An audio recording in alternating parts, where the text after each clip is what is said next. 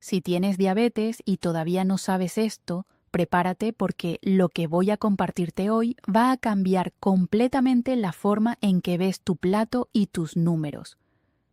Durante años, la conversación sobre diabetes giró casi completamente alrededor de lo que no debes comer. El azúcar prohibida, los carbohidratos reducidos, los postres eliminados, y aunque todo eso tiene su importancia, hay una parte de la ecuación que casi nunca se menciona con la profundidad que merece. Lo que sí debes comer, específicamente 3 proteínas que, según lo que la ciencia ha observado, pueden ayudar a tu cuerpo a manejar el azúcar de una manera que ningún alimento azucarado jamás podría revertir. 3 proteínas que la mayoría de los diabéticos no está comiendo correctamente o simplemente no está comiendo. Soy la doctora Sofía Salud y antes de continuar necesito pedirte algo importante. Suscríbete ahora mismo a este canal y activa la campanita. Cada semana comparto información como esta, pensada específicamente para ayudarte a vivir mejor con diabetes, con datos reales, sin exageraciones y sin nada complicado. Suscríbete ahora, que son 2 segundos y quédate hasta el final, porque la tercera proteína de esta lista es la que más sorprende a mis pacientes y la que más cambios produce cuando se incorpora correctamente a la dieta diaria. Pero primero necesito explicarte algo que es fundamental para entender por qué estas 3 proteínas funcionan de la manera en que funcionan. Cuando tienes diabetes, el problema central no es solo el azúcar que comes. El problema es lo que le pasa a ese azúcar dentro de tu cuerpo.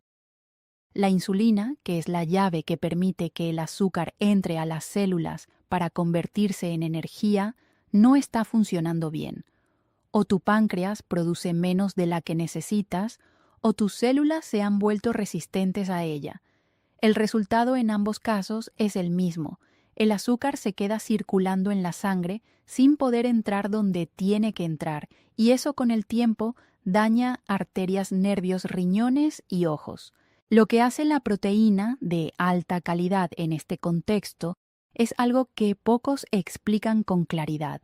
La proteína no eleva el azúcar en sangre de la forma en que lo hacen los carbohidratos. Su impacto glucémico es mínimo comparado con el pan, el arroz o las frutas dulces. Pero además de eso, hay proteínas específicas que van un paso más allá.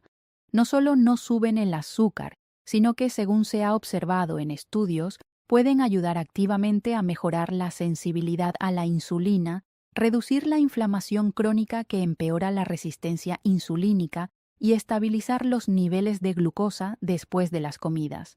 Eso es lo que hace que estas 3 proteínas sean diferentes al resto y por eso merecen un lugar fijo en tu alimentación diaria. Pausa con mirada directa a cámara. La primera proteína que quiero que conozcas es una que probablemente ya tienes en tu refrigerador ahora mismo y que durante años tuvo una reputación injusta que la ciencia ha ido corrigiendo con fuerza en los últimos tiempos. Estoy hablando del huevo, completo, con su yema, sin miedo y sin culpa. El huevo es una de las fuentes de proteína más completas que existen. Contiene todos los aminoácidos esenciales que tu cuerpo necesita en proporciones casi perfectas. Pero lo que lo hace especialmente valioso para las personas con diabetes va más allá de su perfil de aminoácidos. Se ha observado en varios estudios que el consumo regular de huevos puede ayudar a mejorar la sensibilidad a la insulina en personas con diabetes tipo 2, especialmente cuando reemplaza opciones de desayuno ricas en carbohidratos refinados como el pan blanco, los cereales azucarados o las galletas. La razón detrás de esto tiene que ver con algo muy concreto. Cuando desayunas principalmente carbohidratos, tu azúcar sube rápido y tu páncreas tiene que trabajar intensamente para liberar insulina y manejar ese pico. Si repites eso cada mañana, estás sometiendo a tu páncreas a un estrés repetido que con el tiempo lo desgasta más. Cuando en cambio desayunas proteína de alta calidad como la del huevo, el azúcar sube de forma mucho más lenta y gradual, el páncreas trabaja con menos urgencia y los niveles de glucosa se mantienen más estables durante más tiempo. Déjame contarte sobre don Marcos. Tenía 64 años y llevaba 6 años con diabetes tipo 2. Cuando vino a mi consulta por primera vez, me mostró su registro de glucosa de los últimos meses y lo primero que noté fue que sus números de la mañana eran relativamente aceptables, pero que su azúcar después del desayuno se disparaba consistentemente por encima de 200. Le pregunté qué desayunaba habitualmente.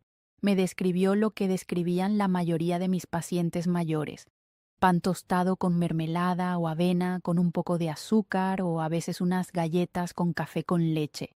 Todo eso son carbohidratos que llegan a la sangre rápido y producen ese pico exactamente el que estábamos viendo en sus registros. Le propuse un cambio muy específico y muy simple: reemplazar ese desayuno de carbohidratos por 2 huevos preparados de la forma que él prefiriera, acompañados de verduras salteadas o de un trozo de aguacate, sin pan, sin galletas, sin cereales, solo proteína y grasa saludable. 3 semanas después vino con su glucómetro en la mano y me mostró sus registros post-desayuno. El pico, que antes llegaba a 210 o 220, rara vez superaba 145. El mismo don Marcos, que llevaba años viendo ese número desbordarse cada mañana después de comer lo que creía que era un desayuno razonable. Ahora bien, hay algo importante que aclarar sobre el huevo, porque la confusión sobre este alimento sigue siendo enorme. Durante muchos años se dijo que el huevo subía el colesterol y que por eso los diabéticos debían evitarlo. La ciencia actual tiene una visión mucho más matizada de esto. Lo que se ha observado es que el colesterol que comemos a través de los alimentos tiene un impacto menor en el colesterol de la sangre de lo que se pensaba anteriormente, y que para la mayoría de las personas consumir huevos con moderación no representa el riesgo cardiovascular que se temía. Dicho esto, cada persona es diferente, y si tienes una condición cardiovascular específica o tu médico te ha dado indicaciones particulares sobre el colesterol, esas indicaciones son las que deben guiarte. Habla siempre con tu médico sobre lo que es correcto para tu caso: cambio de postura o movimiento de cámara. La segunda proteína es una que muchos de mis pacientes me miran con escepticismo cuando la menciono, especialmente los que no crecieron comiendo mucho pescado. Estoy hablando del pescado azul, las sardinas, el atún, el salmón, la caballa, el arenque. Este grupo de pescados tiene algo que los hace extraordinariamente valiosos para las personas con diabetes y que no se encuentra en la misma proporción en ningún otro alimento: los ácidos grasos omega 3. Sé que estamos hablando de proteínas, y el omega 3 es una grasa, no una proteína. Pero estos pescados son una fuente excepcional de ambos al mismo tiempo, y la combinación de proteína de alta calidad con omega 3 es lo que los hace especialmente poderosos en el contexto de la diabetes. El omega 3 tiene propiedades antiinflamatorias que son muy relevantes aquí, porque la inflamación crónica de bajo grado es uno de los mecanismos que agrava la resistencia a la insulina. Cuando reduces esa inflamación, las células pueden responder mejor a la insulina y el azúcar puede entrar a ellas con más facilidad. Además, el pescado azul tiene un efecto muy interesante sobre los triglicéridos, que es otro de los valores que en las personas con diabetes suele estar elevado. Se ha observado que el consumo regular de omega 3 puede ayudar a reducir los triglicéridos de forma significativa, y eso tiene un impacto positivo no solo en el control metabólico, sino también en la salud cardiovascular, que es una de las principales preocupaciones a largo plazo en la diabetes. Recuerdo a doña Elvira con mucho cariño. Tenía 71 años y cuando llegó a mi consulta traía una lista de alimentos que había decidido eliminar de su dieta desde que le diagnosticaron diabetes 5 años antes. Esa lista era larga, muy larga, y entre las cosas que había eliminado estaba prácticamente cualquier cosa que no fuera pollo a la plancha, arroz integral y ensalada. Me dijo que comía igual todos los días porque tenía miedo de equivocarse con cualquier otro alimento. Su control glucémico no era malo, pero su hemoglobina glicosilada se había estancado en 7,4% durante 2 años, sin mejorar a pesar de su enorme disciplina. Lo que le faltaba a doña Elvira no era más restricción, era variedad nutricional estratégica. Le hablé del pescado azul, de las sardinas en particular, que son accesibles económicamente y fáciles de preparar. Le expliqué que 2 o 3 porciones a la semana de este tipo de pescado podrían ayudar a su cuerpo a manejar mejor la inflamación y posiblemente a mejorar esa hemoglobina que llevaba tanto tiempo estancada. Al principio me miró con cierta desconfianza. Para ella, el pescado era algo que comía muy ocasionalmente, y las sardinas en particular le parecían un alimento de categoría menor. 4 meses después, vino a su control con sus análisis. Su hemoglobina glicosilada había bajado de 7,4 a 6,9%. No había cambiado su medicamento. No había hecho un cambio radical en toda su dieta. Había incorporado sardinas o salmón 2 o 3 veces a la semana y había continuado con sus otros hábitos. Ese movimiento de medio punto en la hemoglobina puede parecer pequeño en un papel, pero representa una reducción real en el riesgo de complicaciones a largo plazo, que es lo que más importa. Una cosa práctica que quiero que sepas sobre el pescado azul es que la forma de prepararlo importa. Asado al horno a la plancha, al vapor o en conserva al natural o en aceite de oliva son las mejores opciones. Evita el empanado frito o con salsas cargadas de azúcares añadidos, porque eso anula gran parte del beneficio metabólico. Las sardinas en lata son una opción completamente válida y muy conveniente siempre que sean en aceite de oliva o al natural y sin salsas azucaradas. Son económicas, fáciles de conservar y están listas para consumir en segundos. Pausa breve. Cuéntame en los comentarios cuál de estas 2 primeras proteínas ya forman parte de tu alimentación y cuál no, porque me ayuda a entender mejor qué información necesita llegar a más personas como tú. Y ahora llegamos a la tercera proteína, la que más sorprende a mis pacientes cuando la menciono, la que más resistencia genera al principio y la que más satisfacción produce cuando los números empiezan a cambiar. Estoy hablando de las legumbres, las lentejas, los garbanzos, los frijoles, las alubias. Sé lo que estás pensando ahora mismo. Pero, doctora Sofía, las legumbres tienen carbohidratos. ¿Cómo pueden ser buenas para el azúcar? Y esa pregunta es completamente válida y merece una respuesta completa. Sí, las legumbres contienen carbohidratos, pero no todos los carbohidratos son iguales y el comportamiento de los carbohidratos de las legumbres en tu cuerpo es radicalmente diferente al comportamiento del pan blanco, el arroz blanco o el azúcar. Las legumbres tienen un índice glucémico muy bajo. Eso significa que el azúcar que contienen entra a tu sangre de forma extremadamente lenta y gradual comparado con otros alimentos. Y esa lentitud es precisamente lo que las hace tan valiosas para las personas con diabetes. La razón de esa lentitud está en su composición única. Las legumbres combinan proteína fibra soluble y carbohidratos de digestión lenta en el mismo alimento. Esa combinación hace que el proceso de digestión sea más prolongado que el de casi cualquier otro alimento. La fibra soluble en particular forma un gel en el intestino que literalmente ralentiza la absorción de los azúcares. El resultado es un pico de glucosa post-comida mucho más moderado y sostenido comparado con lo que produce cualquier carbohidrato refinado en la misma cantidad de calorías. Pero hay algo más sobre las legumbres que muy pocos mencionan y que es igualmente importante. Se ha observado que el consumo regular de legumbres puede ayudar a mejorar la microbiota intestinal, que es la comunidad de bacterias que vive en tu intestino. Y esto importa en el contexto de la diabetes porque existe una conexión cada vez más estudiada entre la salud de la microbiota y la sensibilidad a la insulina.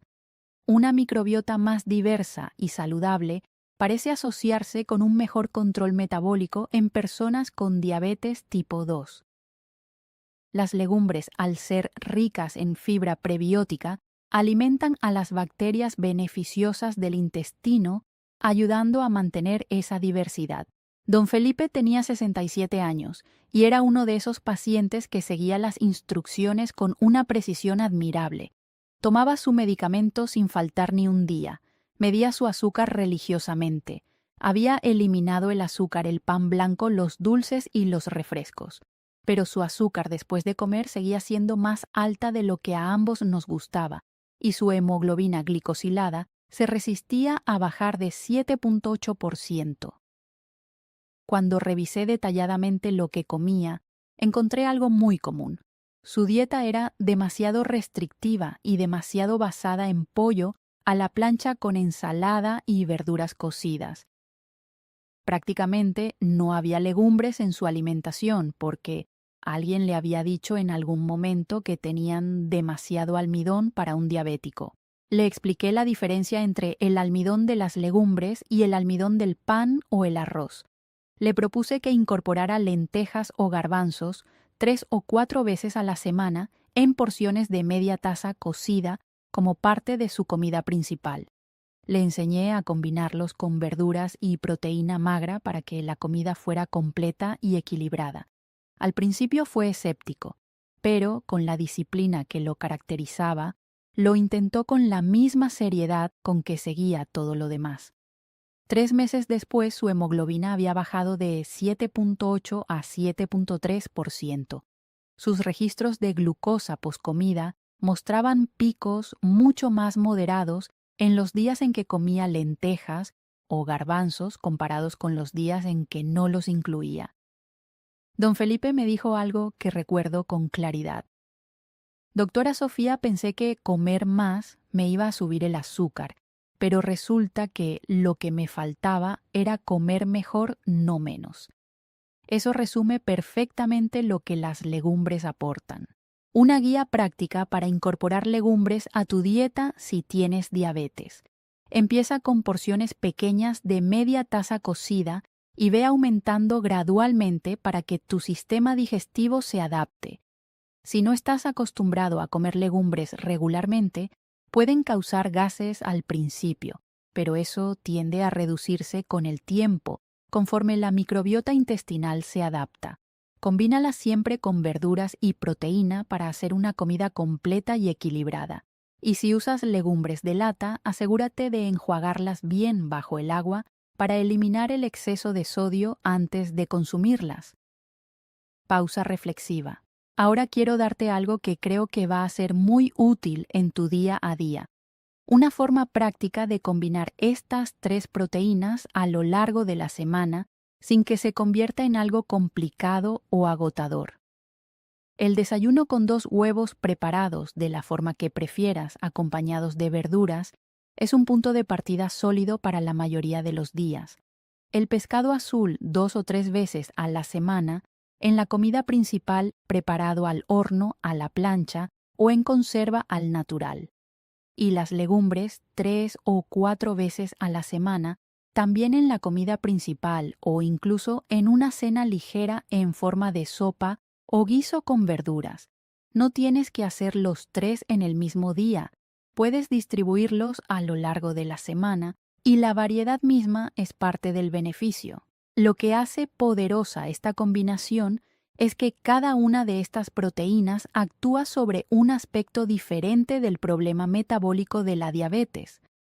El huevo estabiliza el azúcar post-desayuno y mejora la saciedad reduciendo la tentación de comer carbohidratos durante la mañana.